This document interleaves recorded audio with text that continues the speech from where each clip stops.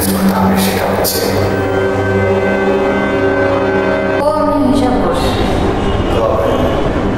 এক বছর চুপ থাকলে 10 কোটি টাকা পুরস্কার।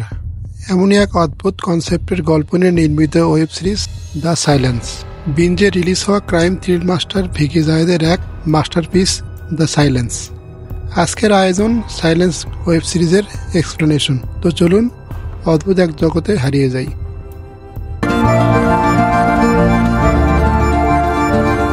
গল্পের শুরুতে দেখা যায় এক বয়স্ক লোক ওষুধ খাওয়ার জন্য ওষুধের বাক্স খুলছে।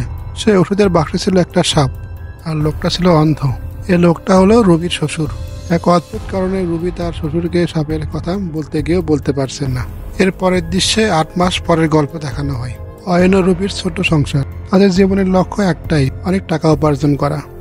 তাই তারা নিয়মিতই লটারির টিকিট কেনে, কিন্তু ভাগ্য কখনই তাদের সহায় হয় না। রুবি পেশায় একজন হোম নার্স। সে একজন বয়স্ক মহিলার দেখাশোনা করত। যেহেতু রুবি অনেক লোভী ছিল, তাই সে নিয়মিত সেই বয়স্ক মহিলার আলমারি থেকে প্রায় 2-3 হাজার টাকা করে চুরি করত। আর অয়ন রেন্টে কার চালাতো। সেও যেহেতু অনেক লোভ ছিল, তাই সে গাড়িতে 1000 টাকা তেল তুলে 2000 টাকার বিল বানিয়ে নিত। এরপর রাতে অয়ন আর রুবির কথাবার্তা থেকে বোঝা যায় রুবি বাচ্চা নিতে চায়, কিন্তু অয়ন এখনই বাচ্চা নিতে চায় না। তার আরো বলে গত 5 বছরে তারা 4 লাখ টাকা জমিয়েছে। এই গতিতে 1 কোটি টাকা জমাতে প্রায় 125 বছর লেগে যাবে। এরপর দেখা যায় অয়ন একটি মোবাইল বেটিং সাইটে 2000 টাকা হেরে যায়। তারপর তার ফোনে একটা কল আসে। দক্ষিণ এশিয়ার সর্বকনিষ্ঠ মিলনিয়রকে এয়ারপোর্ট থেকে পিক করতে হবে, যার নাম শিবলি। গাড়িতে অয়নের কথা শুনে শিবলি বুঝতে পারে যে তার টাকার উপর অনেক লোভ। তারপর শিবলি অয়নকে একটা ক্লাবের কার্ড দেয় আর বলে এই কার্ড কপাল গুনে খুব কম সংখ্যক লোকই পায়। পরের সিনে দেখা যায় অয়ন আর রুবি তাদের বন্ধুদের সাথে গেট টুগেদার করে। এখানে উল্লেখ্য যে অয়ন এবং রুবির কমন ফ্রেন্ড। এখান থেকে জানা যায় অয়নকে তার আগের অফিস থেকে ব্ল্যাক লিস্টেড করে বের করে দেওয়া হয়, তাই সে এখন তার এক বন্ধুর গাড়ি চালাচ্ছে। ওইদিকে রুবির বান্ধবীরা সবাই নিজ নিজ হাজবেন্ডকে নিয়ে বাইরের দেশে ঘুরতে যাওয়ার কথা বলছিল। এসব শুনে রুবিও বলে 1.5 বছর আগে সেও তার স্বামীকে নিয়ে থাইল্যান্ডে ঘুরতে গেছিল, কিন্তু তার বান্ধবীরা বুঝতে পারে রুবি মিথ্যা বলছে, তাই সবাই তাকে নিয়ে হাসাহাসি করে। এটা নিয়ে রুবি বাসায় ফিরে খুব কান্নাকাটি করে। তখন অয়ন রুবিকে সান্ত্বনা দেয় আর বলে টাকা বানানোর একটা মেশিন পেয়েছি। আসলে অয়ন সেই ক্লাবের কার্ডের কথা বলছিল। এর পরের সিনে আমরা অয়ন আর রুবিকে সেই ক্লাবে দেখি। সেখানে অদ্ভুত সব কার্যকলাপ হচ্ছিল। সেই মিলনিয়ার লোকটি পেছন থেকে এসে অয়ন আর রুবিকে স্বাগত জানায়। লোকটা বলে এখানে আপনি বাজি ধরতে পারবেন, তবে এখানে কোনো টাকা ইনভেস্ট করতে হবে না।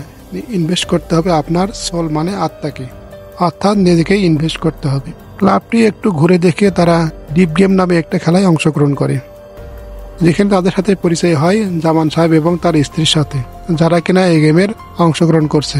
এই গেমে বিভাগ চয়েস করতে হয়, যার চয়েস মিলে যায় সে 10,000 টাকা জেতে। এই গেমের মাস্টার জামান সাহেবকে পরপর 3 বার হারিয়ে 30,000 টাকা জেতে অয়ন।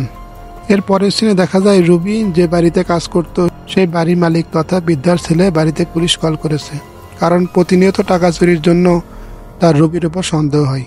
তাই পুলিশ রুবির ব্যাগ চেক করতে বলে, কারণ আগের দিন বৃদ্ধার ছেলে তার টাকার বান্ডিলে সব টাকার উপরে বিশেষ চিহ্ন করে রেখেছিল।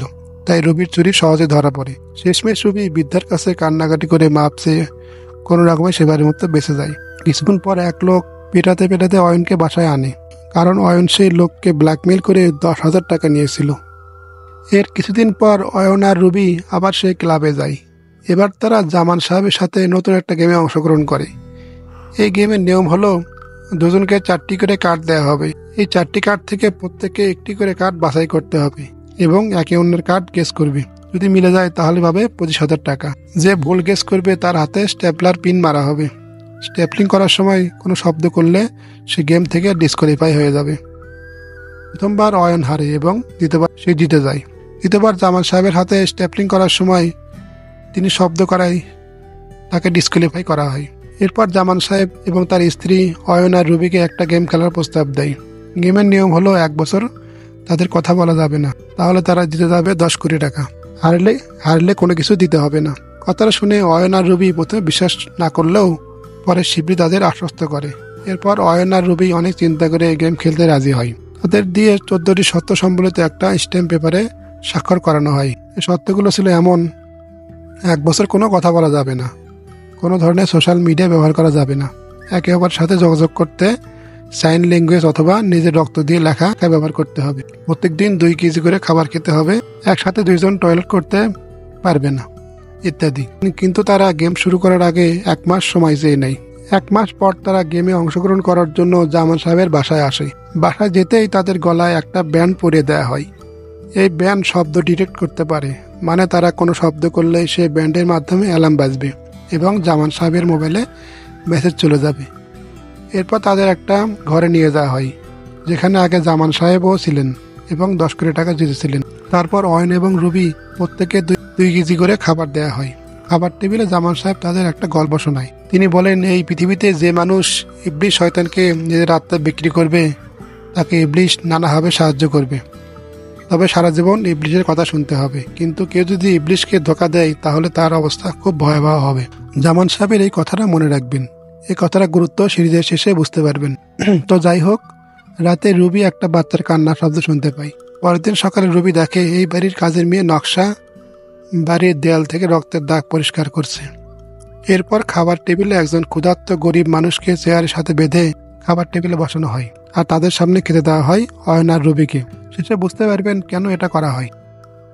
তারপরের দিন তারা একসাথে রেস্টুরেন্টে খেতে যায়। খাওয়া শেষে অতিরিক্ত খাবার পার্সেল করে নেয় অয়ন আর রুবি। রেস্টুরেন্ট থেকে বাইরে বের হওয়ার সময় একজন গরিব মানুষ তাদের সামনে খাবারের ভিক্ষা চাইলে অয়ন তাকে সেটা দিয়ে দেয়। কিন্তু এটা দেখে জামান সাহেবের স্ত্রী নিয়ম মনে করে দেয়। তখন অয়ন সেই গরিব মানুষের থেকে খাবারটা ফিরিয়ে নেয়। কাজের মেয়ে নকশার উপরে অয়নের লালসা ছিল, কারণ অয়ন অনেক দিন হলো তার স্ত্রীর সাথে শারীরিক সম্পর্ক করেনি। এরপর তাদের বাড়িতে জামান সাহেবের স্ত্রী আফরোজার এক কাজিন আসে। সে কাজিনের সামনে আফরোজা রুবিকে অপমান করে। সব শুনেও রুবি চুপ থাকে। রুবি প্রায়ই জামান সাহেব এবং আফরোজাকে আলাদা আলাদা ছোট্ট বাচ্চাকে নিয়ে খেলতে দেখত, কিন্তু বিষয়টা সে বুঝতে পারত না। তো সেদিন কাজী মেয়ে নকশা বলে এসবের রহস্য। সে বলে জামান সাহেব এবং তার স্ত্রী বাইরে থেকে বাচ্চা চুরি করে আনতো এবং তাকে তাদের টর্চার করে মেরে ফেলতো। বিশ্বাস করানোর জন্য নকশা প্রত্যেকের একটা হারানো বিজ্ঞপ্তি দেখায়, যেটা দেখে রুবি সব বুঝতে পারে। কয়েকদিন পর জামান সাহেব অয়ন এবং রুবিকে নিয়ে বাইরে শপিং করতে যায়। শপিং করতে করতে জামান সাহেব তাদের ফেলে অন্য দোকানে চলে যায়।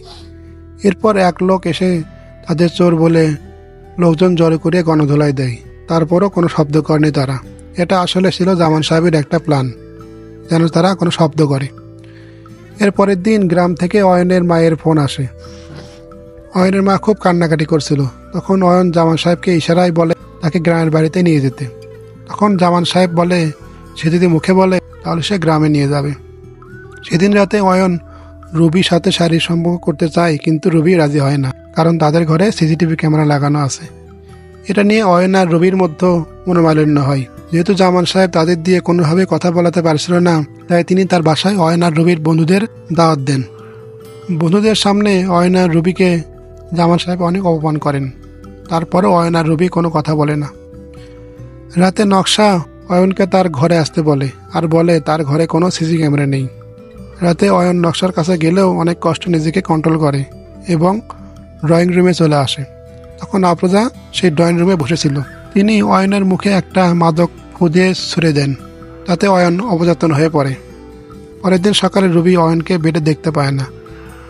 খুঁজতে খুঁজতে সে অয়নকে নকশার ঘরে খুঁজে পায়। তখন জামান সাহেব রাতে সিসিটিভিতে ধারণ করা অয়ন নকশার অন্তরঙ্গ দৃশ্য রুবিকে দেখায়। তাতে অয়ন আর রুবির মধ্যে অনেক ঝগড়া হয়। অয়ন রুবিকে বোঝায় যে সে কিছুই জানে না, কিন্তু রুবি তারপরও তাকে বিশ্বাস করে না। তখন অয়ন হাত কেড়ে রক্ত দিয়ে লিখলেও রুবি তার কথা বিশ্বাস করে না। এইভাবেই তাদের 5 মাস হয়ে যায়। রুলস অনুযায়ী 5ম এবং 6ষ্ঠ মাস তাদের 8 ফিট দড়ি দিয়ে বেঁধে দেওয়া হবে। এদিকে তখনও রুবি অয়নের ওপর রাগ করে থাকে। এরই মধ্যে এক রাত 3টার দিকে জামান সাহেব রুবির কাছে এসে অদ্ভুত সব কথা বলে পৃথিবীর সকল অপকর্ম রাত 3টার পরেই হয়। এসব বলে তিনি রুবিকে একটা রিভলভার দিয়ে যান। রুবি রিভলভার দিয়ে অয়নকে মারতে যায়। এরপর তাকে নিয়ে নকশার ঘরে এসে রিভলভার ঠেকে নকশাকে সব সত্যি বলতে বলে। জামান সাহেব টাকা দিয়ে তাকে এসব করতে বলেছিল বলে নকশা স্বীকার করে। এসব শুনে রুবির সব রাগ ভেঙে যায়। এর কিছুদিন পর গ্রাম থেকে অয়নের চাচার ফোন আসে। অয়নের মা মারা গেছেন। অয়ন কাঁদতে চাইলেও সে পারে না। তারপর তারা সবাই মিলে গ্রামে যায়। এদিকে জামান সাহেব অয়নের চাচাকে বুদ্ধি দিয়ে অয়নের সব জমি নিজের নামে লিখে নিতে বলে। অয়নের চাচা পরের দিন বাড়ির সবার সামনে বলে অয়ন তার থেকে অনেক টাকা ধার করেছে, তাই টাকার বিনিময়ে বাড়িটা দখল করবে। এত কিছুর পরেও অয়ন আর রুবি কথা বলছিল না। উল্টো রুবি অয়নকে বোঝায় 10 কোটি টাকা দিয়ে এরকম 10টা বাড়ি সে কিনতে পারবে। সেই রাতে জামান সাহেব রুবিকে বেঁধে তার শ্বশুরের ওষুধের বাক্সে সাপ রেখে দেয়। তখন অয়ন পেছন থেকে ছুটে এসে তার বাবাকে বাঁচায়। পরের দিন তারা ঢাকার উদ্দেশ্যে রওনা হয়। পথের মতো তাদের প্রাইভেট কারটা নষ্ট হয়ে যায়। জামান সাহেব এবং তার স্ত্রী অয়ন আর রুবিকে বাসে করে ঢাকায় পাঠিয়ে দেয়। তারা থাকে সেই প্রাইভেট কারের কাছে। বাসে উঠে অয়ন আর রুবি কিছুক্ষণের মধ্যেই ঘুমিয়ে পড়ে। একসময় ঘুম ভেঙে উঠে দেখে তাদের ছাড়া বাসে আর কোনো যাত্রী নেই। তখন কিছু লোক রুবির উপর ঝাঁপিয়ে পড়ে আর কিছু লোক অয়নকে ধরে রাখে। ওদিকে জামান সাহেব মোবাইলে সবকিছুই লাইভ দেখছিল। রুবি অনেক কষ্ট করে তার ব্যাগ থেকে রিভলভারটা বের করে সেবার মতো রক্ষা পায়। এরপর তারা দুজনে ঢাকায় চলে আসে। দেখতে দেখতে 10 মাস পূর্ণ হলো। সেদিন গভীর রাতে অয়ন এবং রুবি দেখতে পায় নকশাকে হত্যা করছে জামান সাহেব এবং তার স্ত্রী আফরোজা। এত কিছুর মধ্য দিয়ে চলে আসে সেই দিন, আর মাত্র 12 ঘন্টা। সেদিন রেস্টুরেন্টে খাওয়া শেষে ফেরার পথে গাড়িতে আফরোজা এক ধরনের পাউডার অয়ন আর রুবির দিকে ফু দিয়ে ছিটিয়ে দেয়। তাতে অজ্ঞান হয়ে যায় তারা। জ্ঞান ফিরে দেখা যায় তারা একটা সমুদ্র সৈকতে। জামান সাহেব এবং আফরোজা কান্নাকাটি করছে। তাদের সামনে চেয়ারে বসে আছে সেই মিলিয়নিয়ার শিবলি। জামান সাহেব কান্না করছে কারণ তাদের পক্ষে 10 কোটি টাকা দেওয়া সম্ভব নয়। এতে অবাক হয়ে ক্ষিপ্ত হয়ে যায় অয়ন আর রুবি। জামান সাহেব এবং আফরোজার উপর আক্রমণ করতে যায় তারা। তখন শিবলি বলে গত 1 বছর তারা 7টি পাপ করেছে। তার সবকিছু ইবলিশ শয়তান করিয়েছে। তারা 1 বছর কথা না বলে লোহের পাপ করেছে। সারা বছর শুয়ে বসে থেকে অলসতার পাপ করেছে। ক্ষুধার্ত মানুষের সামনে অতিরিক্ত খাবার খেয়ে অতি ভোজনের পাপ করেছে। নিজের স্ত্রী থাকার পরেও পরনারীর প্রতি আসক্ত হয়ে লালসার পাপ করেছে। আবেগকে গুরুত্ব না দিয়ে দাম্ভিকতা দেখিয়ে অহংকারের পাপ করেছে। হত্যা হতে দেখেও বাধা দানের চেষ্টা না করায় একই সাথে তারা হিংসা এবং ক্রোধের পাপ করেছে। এসব করে তারা ইবলিশকে খুশি করেছে। তারা 10 কোটি টাকা তো পেতই, সাথে আরো অনেক সুবিধা পেত, কিন্তু তারা ইবলিশকে ধোঁকা দিয়েছে। গল্পের এই মুহূর্তে আমরা জানতে পারি অনেক বড় একটা টুইস্ট, যেটা আমি গল্পের শুরুতেই বলেছিলাম। আসলে খেলা শুরুর আগেই অয়ন এবং রুবি অপারেশন করে তাদের ভোকাল কর্ড কেটে ফেলেছিল। মানে তারা কথা বলার শক্তি নষ্ট করেছিল।